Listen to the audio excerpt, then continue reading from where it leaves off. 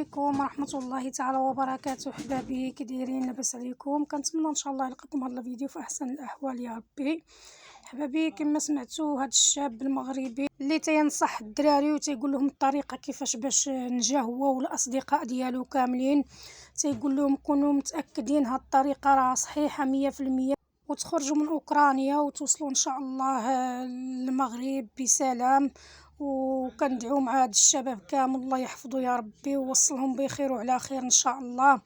احبابهم مساكن هنا محروقين وكل شيء كيبكي. كاين شي فيديوهات الصراحه راه انسان ما يقدرش يشوفهم، الاباء والامهات اللي تيبكيو بواحد الحرقه وجالسين مساكن كيناشدوا جلاله الملك الله ينصرو، يناشدوا يدخلوا بسرعه ويجيبوا لهم وليداتهم وباش يوصلوهم بسلام.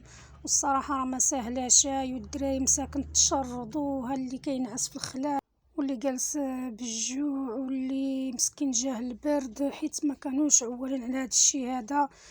كانوا مستقرين مساكن وكانوا تيقراو وكانوا عندهم طموحات كبارين باش يجيبوا دبلومات وباش يفرحوا والديهم، ولكن قدر الله ما شاء فعل.